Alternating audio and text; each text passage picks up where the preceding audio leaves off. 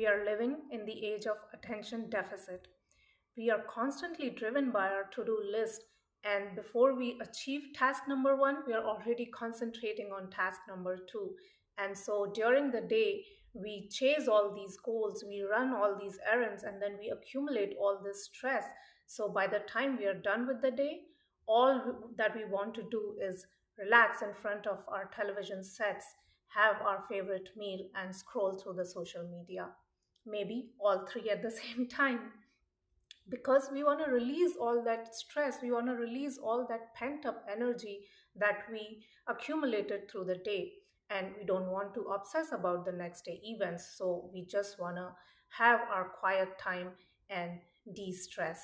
And the cycle continues, and we feel that time flies, that life is passing by, and all we are doing is running after these goals, living in a reactionary mode to events, and we are not even present with ourselves. That's the reason vacations feel so good and rejuvenating, because we are present and open to the experience. We are lingering at meals, watching the sunsets, taking boat rides, getting massages, and everyone around us is also present and relaxed, and that's why it's such a rewarding experience. Now, comparing this to relationships, when there is the initial phase of the relationship, when two people are attracted to each other, they have this magnetic pull towards each other, and all they want to do is spend time to each other, know more about each other. They are completely present and attentive to the other person, and so it feels amazing. And after some time, there's this familiarity where people grow comfortable with each other. There's that ease with each other where people are, although they are around each other, they are not present with the other person. And sometimes people feel that the relationship becomes boring or stifling, or they feel they are taken for granted because that quality of experience is missing.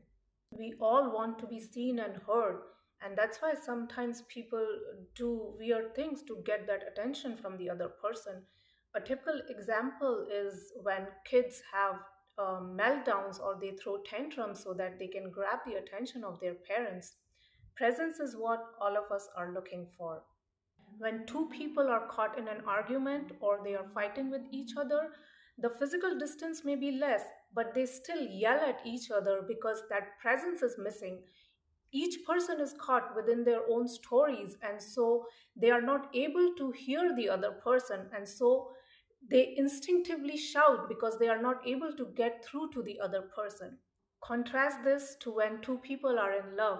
They can just whisper to each other and understand each other loud and clear, and sometimes they don't even need words. They can communicate using emotions and their eyes because they are completely present with each other. Businesses understand this. That's why sometimes they spend millions of dollars on commercials so that they can get that sliver of our presence, a little bit of attention, so that we can buy their products. Similarly, TV shows, movies, social media, news, they also try to capitalize on our emotions. They create that emotional pull by creating emotions of drama, tragedy, romance, horror, suspense, so that the viewers can stay glued to their screens. It's because they understand the importance of presence. So, it's a good practice to cultivate presence in our daily lives. The mind wants to run the show. It tries to pull us back into those past negative events so that we keep obsessing about those past hurts, or it projects these future scenarios so that we keep worrying about the future. But if we keep operating from these past negative events, that's what will create more in the future. Instead, if we are open to the present moment, then we can take a stock of the situation and we can behave in a conscious manner where we are consciously choosing our thoughts and behaviors that will create a positive experience for us in the future. So we can try to be more present with ourselves, with people around us when we are interacting with them during the course of our day, with our loved ones, so that we can have better quality of life for us and for people around us. There are a few mindfulness techniques that can help us cultivate presence in our daily lives. One is meditation.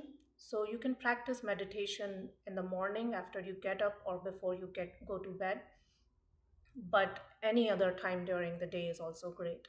So to practice meditation, just find a space where you are quiet and there are no distractions around, and sit in a comfortable position, and then close your eyes, and then just go inside and notice your thoughts.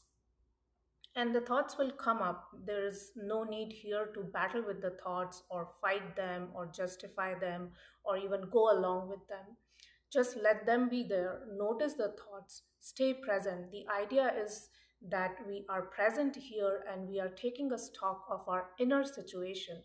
We are just letting thoughts come and go, and we are staying present. We are here for the experience. And so, uh, practice this for a few minutes every day, and that will give you that sense of calm, that sense of presence.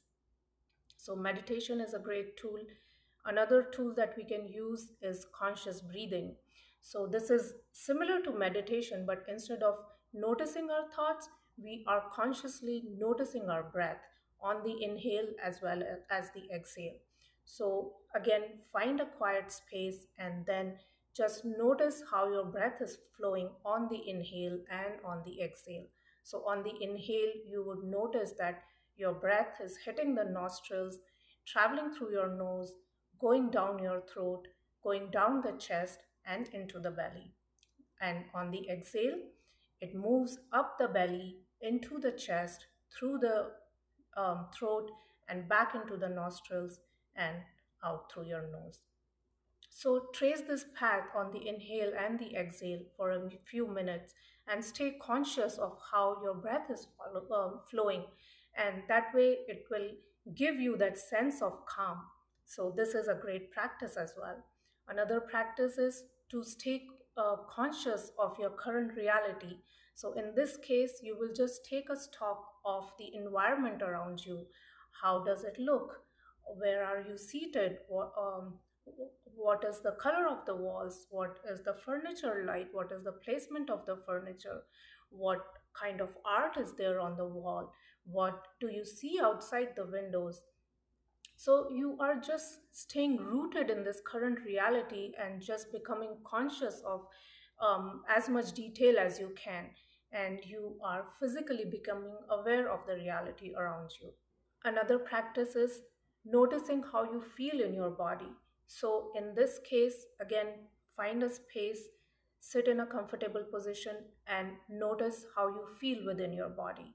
So, notice how your feet are touching the floor, how your arms are resting on the chair, how your butt is supported by the chair, how your uh, chest is contracting and expanding as you breathe, how your heart is beating. So just be aware of the sensations within your body. Just notice your body. What happens is we are so primarily focused on our things during the day that we are mostly operating from our minds, and we have hardly any time to focus on what goes on within our bodies. So this is a great exercise to ground ourselves within our bodies. Another exercise is to go out in nature and notice the sound, sights, smells around you. Notice the people, kids, dogs around you, and just be open with the experience. Notice the flowers, the plants, the trees, and just absorb that experience without any distractions. This also is very grounding. These exercises are extremely grounding. They reset the nervous system and they boost this sense of positivity and bring calm into our daily lives. And while the exercises themselves are amazing, what happens is slowly over time, as we continue practicing these, the sense of calm and presence starts to penetrate in our other areas of life. So, if we are operating in our regular situations, we can suddenly have that sense of calm and presence. And in that case, we become more open to the experience and we have more resourcefulness because now we are expanded and we can see other things that probably we would have missed earlier if we were operating from a tunnel vision. So, try to incorporate these practices in your life so that you can see more presence coming in.